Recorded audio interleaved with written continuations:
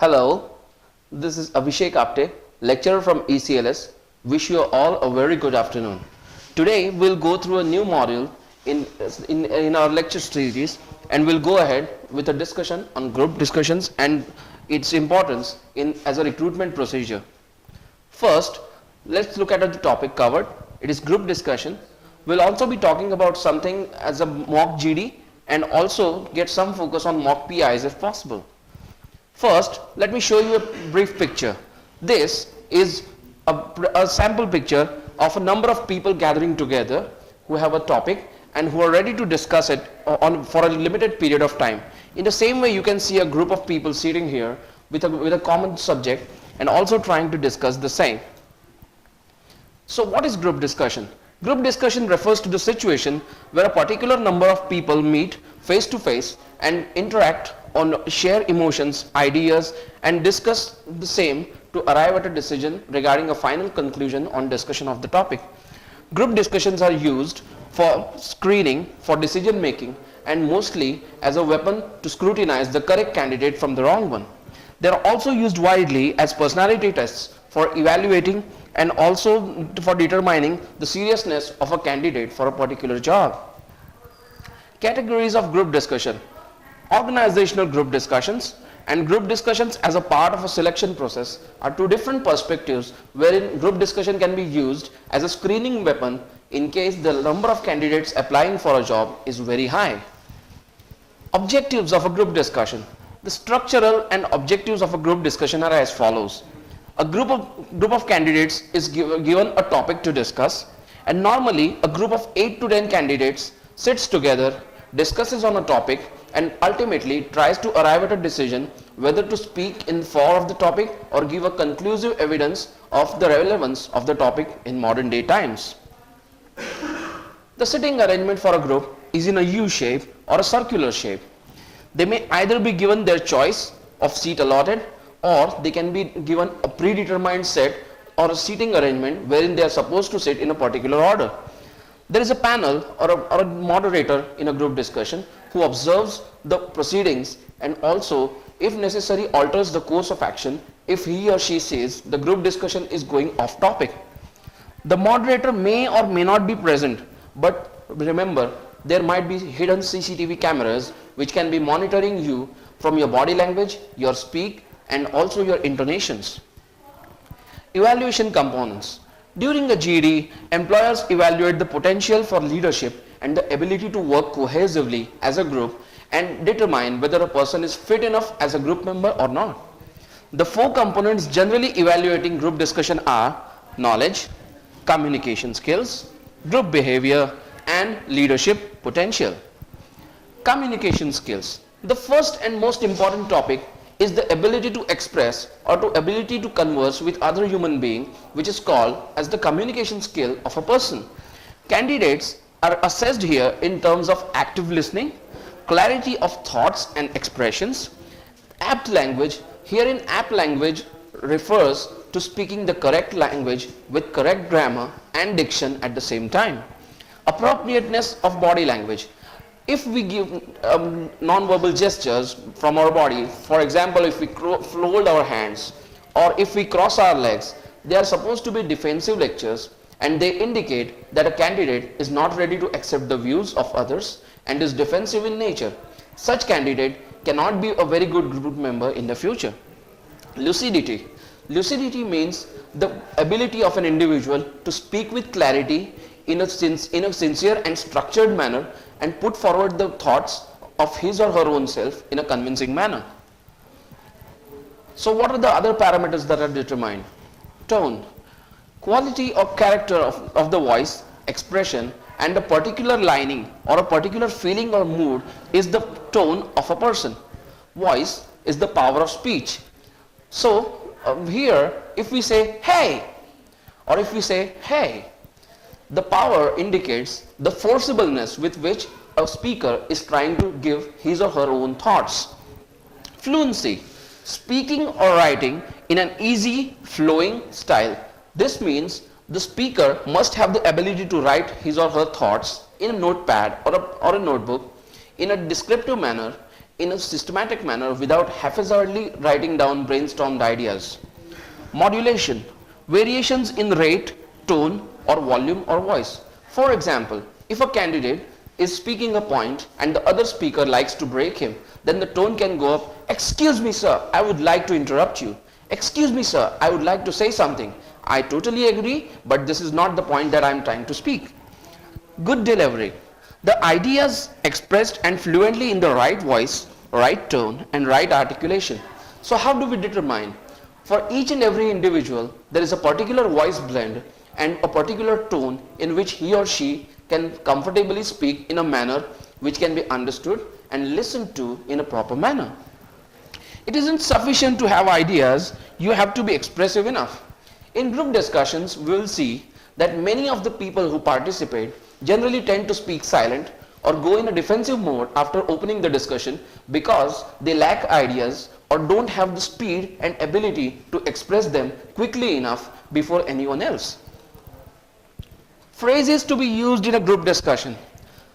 First, let's look at some of the situations and the particular expressions that can be used in a particular situation so that you can express yourself effectively. Asking for an opinion.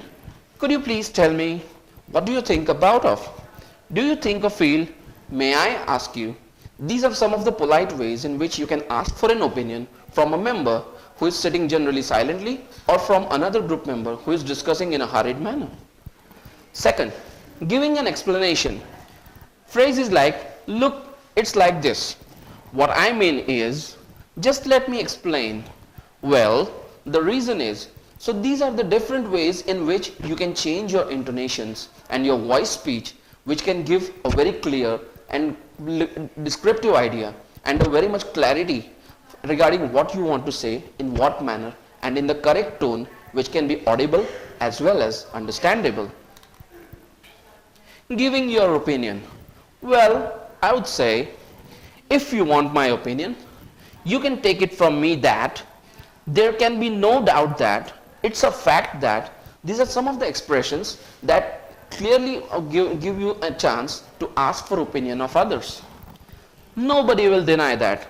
The way, as I see it, everyone knows, let me put it, are some more expressions wherein you can ask the other speaker or challenge the views of the other speaker and ask for a conclusive opinion. Looking attentively at the speaker and nodding. So here are some of the do's and don'ts that are expected during a body language. Looking attentively at the speaker and nodding. Many people have a habit of putting their eyes down and speaking their points. This indicates a lack of confidence. While speaking, ensure no one is ignored and looking at everybody. This means that you need to be careful enough to not disrespect the feelings of others or not frequently cut down others while expressing their views. This gives a bad impression that you are an authoritarian rather than a team person. Avoid over gestures. Some people have a random habit of unexpectedly or unknowingly giving out more gestures like this. Right? Avoid doing that. Next, avoiding monotonous postures. For example, if you take a posture like this, it need not be you glue stick yourself to the chair and avoid doing any other postures for sitting comfortable. Remember, the aim of a group discussion is to judge you how comfortable you are in a given particular situation. Showing interest or dislike to the topic. Avoid doing this because this will show that a person who cannot participate actively on a subject that is out of his or her own concern will be very less possible. It will be very less possible that the person will participate in the future meetings with any sort of interest. Even if one does not like the topic, he or she should try to develop an interest and share at least some insights as to what he or she wants to say on the particular topic. Group behavior is reflected in the ability to carry others along with yourself. For example, if you want to speak and you see that there is one person who is not speaking, then you can stop the group and say, "Friends, this person has not spoken. Let us get his or her views on the topic." Emotional maturity and balance displays your ability and willingness to build on good interpersonal relationships. Remember, in a group discussion, It is not only judged how good you can perform yourself, but it is also judged as to how you can do a group decision making or a cohesive decision making process and ultimately meet the objectives of the discussion. Remaining objective, empathetic and non-threatening are good behaviors and tend to be very good indicators of your personality as an upcoming leader or a bright prospect for the employer organization. Essence of a group discussion: consistency in participation, keenness in listening and observing, time sharing and orderly conduct. This has to be kept in mind because in a group discussion, you generally don't tend to get more than 10 to 15 minutes to discuss a topic. Ability to handle turbulent situations. There will be situations where your views will be openly challenged and opposed. The trick is to argue favorably in your discussion, give respect to the opinion of others, and try to see to it that ultimately your purpose in the discussion does not get defeated. Ability to dominate the proceedings without bullying others. Many people misunderstand attack on confidence as bullying. They go on shouting, expressing their views, thumping aggressive body languages, and giving out wrong messages. This kind of leaders can be very harmful to the interests of the organization because such people are temperamental, moody, and at times they can go over the line and harm the organization's interest in the business environment. Avoiding personal comments. If someone is fat looking or thin looking, we should generally tend to avoid how a person looks because everyone in this world is made in a different manner for a different purpose. Leadership skills. The success of any team depends to a large extent on its leader because the leader should have both functional ability and the coordinating ability to guide the group and its discussion towards achievement of the group's agenda. Functional ability involves knowledge, mental and physical energy, and emotional stability to handle the people of the group and their opinions. Do's for a group discussion. First, sit comfortably. Listen to the topic carefully. Instead of taking a stand, listen to the topic and try to develop mature views rather than childish arguments on the subject. Organizing ideas. If you have done a brainstorming, randomly arrange the ideas. For example, if you are speaking on a speaker or a good leader, you first need to understand a synchronization of order. For example, the leader's past, his achievements, his failures, and how the person is performing right or now. This is the proper way of describing the topic in a coherent manner. Speaking at the earliest. This is called the ice-breaking moment. When the group is allowed to start the discussion, the person should try to break the ice and be the first person to speak because first impression is the last impression. Identifying supporters or opponents. While going through the discussion, you will find people who will give similar views or opinions, and you can identify which persons you can rely on to get your image positive and maximum support in favor of your argument, and also identify the people who are likely to oppose your views. Keeping track of time. We should keep track of how much time is allotted and speak accordingly. Sharing time fairly. We should not only speak our own but also allow others to speak respectively without trying to bully them. Maintaining eye contact. We should not spread our eyes like this or downwards or upwards. We should be looking straight without staring at a person and look comfortably so that we can indicate a good positive body language. Taking notes. If you find some of the points are very good which have been described by the others, it is a very good habit to take notes because such points can be used up in the future discussions on a particular topic. Aiming for summary if needed. Summary is a very short note or taking brief notes of the whole argument in a nutshell. Don'ts. Being in a hurry. Don't hurry during a group discussion. Relax, go in a time-bound manner, but be alert of the time. Being silent. Being silent will indicate you as a defensive member and having lack of ideas and luster in your personality. Dominating vocally or physically or bullying is a strict no for any type of group discussion. Assuming role of chairman. This means you cannot directly state yourself as a formal leader of the group because there is no one who can formally lead the group unless there is a common acceptance from all. Introducing the topic. While introducing the topic, please don't try to be general, but try to be a little specific regarding what views you plan to give. Taking extreme stance means taking a positive stand or a negative stand and not listening or not bothering about the views of people who are against that stand. Looking at faculty, this indicates that you are constantly trying to create an impression. For example, doing gestures like this, or raising hand again and saying at the faculty, or looking at the moderator indicates an idea you are trying to manipulate the views of the person. Moving excessively. Moving excessively indicates that you are uncomfortable in a position, and a person who does not have a stable frame of mind, such person is likely to have low energy and low concentration levels when in the organization tasks. Throwing all ideas at one shot. When some people start talking, they just don't stop. They go on talking. I am this, I am that, this, that, this, that, this, that. I am this and so. Marilyn Monroe was good, this, that. These people need to calm down. And because if you put all ideas in one basket, most likely you are likely to run out of ideas very soon. Speaking fast. Some people have a habit of speaking very fast. This gives out an impression that you are having high adrenaline levels, but no organizational ability and a lack of patience in yourself, and this also indicates you are most likely to unaccept the views of others. Digressing means showing others down and showing yourself superior. Indulging in ill conversation. Sometimes to create your own impression, people try to diverge from the topic and take it to a personal level where it becomes an ill conversation rather than a group discussion. Paying attention to bulldozers. Bulldozers are those people who try to take the group away and blow away all the ideas of the others by simply speaking something new without thinking whether the idea is similar to an already said idea or not.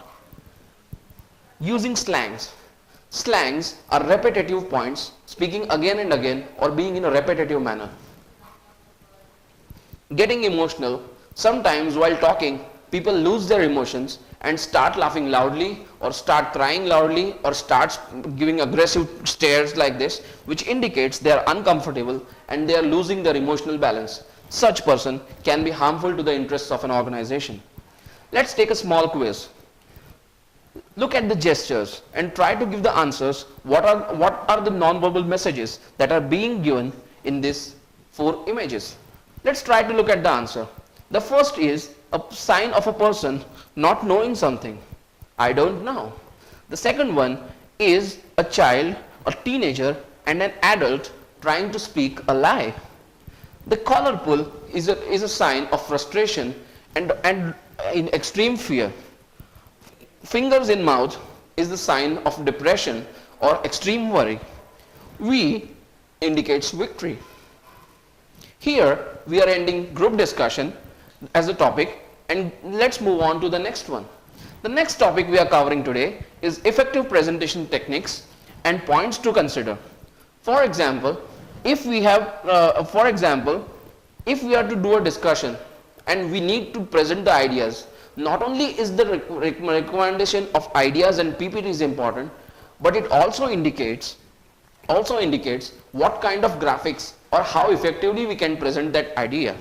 At the end of this session, we will be able to differentiate on the different color schemes that can make your presentation effective or dull. Deliver a presentation using supplemental material sheets such as the audience, the slideshows, banners, etc. Point order. The point and the title will receive the most attention. In any presentation, the first impression creates the last, and this indicates why you should be very particular about the point and the titles of a PowerPoint presentation. Subsequent points will receive lesser attention, so accordingly you can either make them small in fonts or you can change the font style. Final point will receive utmost as much attention as the first point, since the opening of the discussion and the closing of the discussion should be in synchronization and harmony regarding the point or the topic in discussion. So what are some of the visual aids that we can use in an organization while making a presentation? Objects, graphs, tables, presentations, maps, photographs, drawings, whiteboard, poster boards, handouts, video excerpts, projectors, equipment, laser pointers and slide controller. First, let's look at objects. Objects represent a physical display of an object in which the presentation is focused. For example, if you are in a science class and you need to show an experiment of a simple pendulum, then you actually need to bring a pendulum and display how this process actually synchronizes. Accordingly, one will be able to make out the relevance between the theoretical understanding and practical understanding of a subject. This would help the audience to actually connect effectively to your words, and it will increase the effectiveness of your presentation. Graph, tables and charts. Let's look at them one by one. First, this is the example of a bar graph. Now look carefully.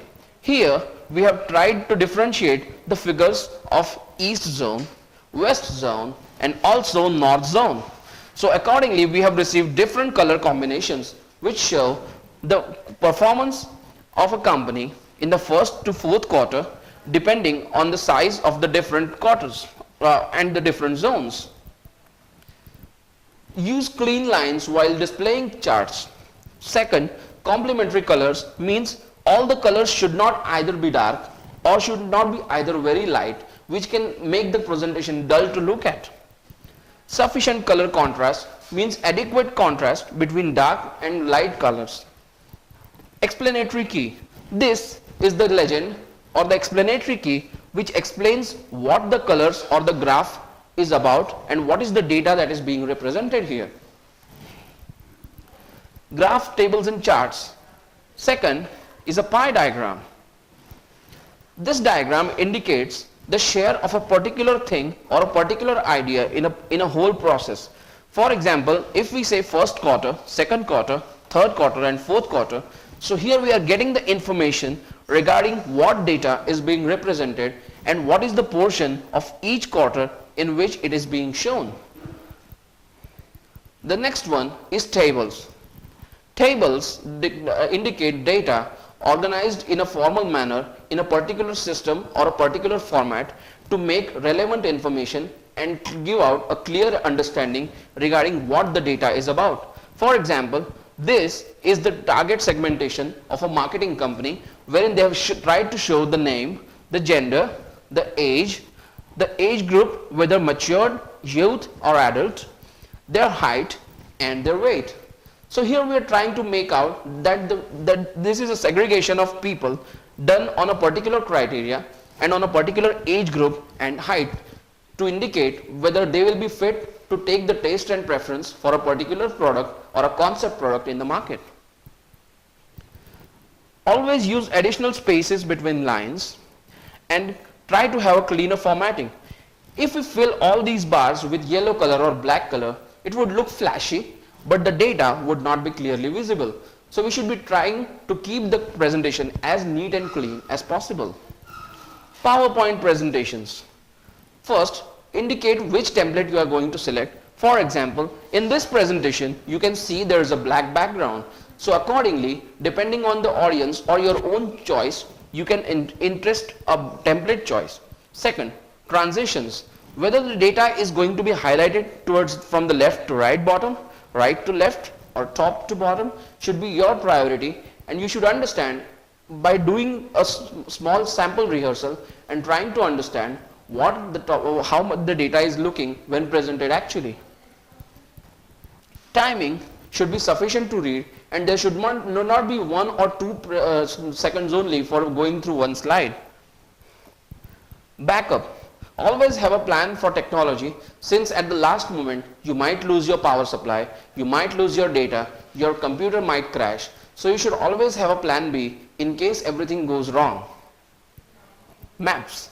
Here you can see a map of Ahmedabad area wherein you can see all the different locations, and here in the center is Ahmedabad, which indicates that this are the surrounding locations and the name of areas in the vicinity. A map makes us understand of the actual geographical position of a particular town, place, thing, object or human being.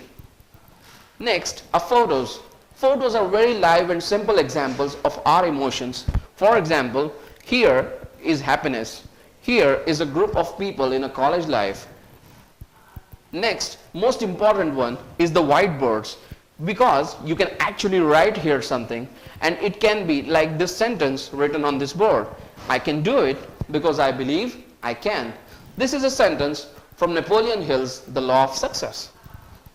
Poster boards, you'll be able to see poster boards outside large exhibitions or programs which try to give a highlight to the people in one glimpse regarding what all they can expect from the event. Here you can see Gust Robotics Team 228 giving out a poster presentation regarding a particular topic. Next one is handouts. Many times when we are going out, we see handbills and handouts being given regarding an advertising, regarding an organization which is new in the process or trying to introduce a product. For example, here as a comic we have taken up handouts which gives out a survey regarding a street vendor trying to find out the experience of his target customers. How was your street corner handout? Great, good, fair, poor or even undecided? Tips and techniques for finishing presentation preparation. First, have number transparencies. Second, transparencies in frame or the designs or templates of a slide.